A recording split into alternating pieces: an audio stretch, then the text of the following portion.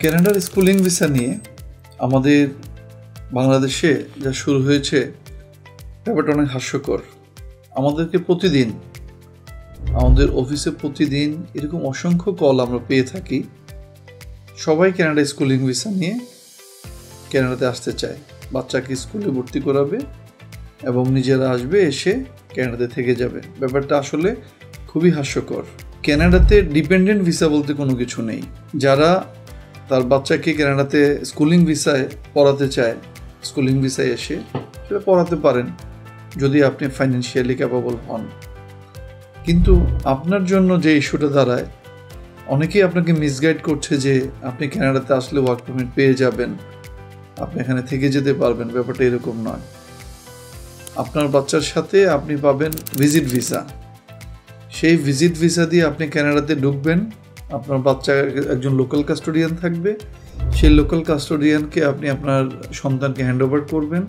আপনার স্কুলের বাচ্চার যে কোঅর্ডিনেটর থাকবে তার সাথে মিট করবেন এবং আপনার সন্তানের সমস্ত রিকোয়ারমেন্টগুলো ফুলফিল করার পর আপনি 6 মান্থের মধ্যে আপনার জন্য যে অ্যাসাইন করা হয়েছিল সিভিএস অফিসার দ্বারা কানাডিয়ান এয়ারপোর্টগুলোতে, সেই 6 মান্থের মধ্যে আপনাকে বাংলাদেশে ব্যাক করতে হবে।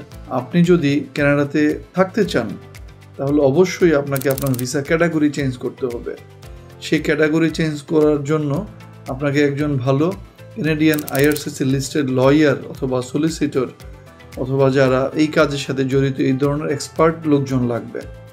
তাদের সাথে আপনি আপনার ড্রিম শেয়ার করতে পারেন এবং আপনি আপনার স্কিল, আপনার পড়াশোনা, আপনার এডুকেশন ব্যাকগ্রাউন্ড, এই সমস্ত কিছু দিয়ে আপনি একটা প্রপার ওয়েতে, লিগ্যাল ওয়েতে কানাডাতে লং টার্ম ভিসা কনভার্ট করার জন্য কোনো সিস্টেম আছে কি না, এগুলো যাচাই বাছাই করে দেখে তারপরে এখানে থাকার জন্য কোনো ওয়ে হতে পারে। কিন্তু এই যে মুখস্থ মার্কা কথাবার্তা আমাদের বাংলাদেশ থেকে কিছু মানুষ আপনাকে বলছে যে কানাডাতে যাবেন বাচ্চাদেরকে নিয়ে, আপনি এখানে এসে কাজ করতে পারবেন, থাকতে পারবেন, ব্যাপারটা এরকম নয়। তো আপনারা যারা কানাডাতে আপনার সন্তানকে স্কুলিং ভিসায় পাঠাতে চান, আপনাদের জন্য আমার পরামর্শ হচ্ছে খুব ভালো করে চিন্তা করে বুঝে শুনে তারপরে আপনি আপনার সিদ্ধান্ত নেন। আপনার সন্তান, তার বয়স কত, তাকে ছাড়া আপনি বাংলাদেশে থাকতে পারবেন কিনা, অথবা আপনার সন্তান আপনাকে ছাড়া থাকতে পারবে কিনা, এই জিনিসগুলো আপনাদের বিবেচনায় নেওয়া উচিত। আদারওয়াইজ আপনি এত টাকা নষ্ট করবেন, এত খরচ করবেন, খরচ করে আপনার সন্তান এখানে আসলো বাট সে ঠিকমতো পড়াশোনা করতে পারলো না, তার অনেক হোম সিকনেস, সে আপনাকে অনেক মিস করছে, আপনিও আপনার স্বাভাবিক জীবনযাপন সব নষ্ট করে ফেললেন এই সন্তানের জন্য, চোখের পানি ফেলতে ফেলতে বাংলাদেশ থেকে। ব্যাপারটা আসলে সুখকর হবে না।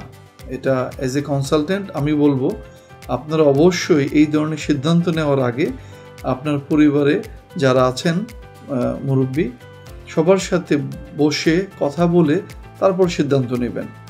কথা বলছিলাম আমি মোহাম্মদ আলামিন Suman, chief career consultant and CEO, maple tree education, Canada Toronto থেকে। তো আপনারা ভালো থাকবেন, সুস্থ থাকবেন। ইনশাল্লাহ পরবর্তীতে অন্য কোনো ভিডিওতে অন্য কোনো টপিকস নিয়ে ইনশাল্লাহ আপনাদের সামনে আবার হাজির হব। ওই পর্যন্ত সবাইকে আল্লাহ হাফেজ।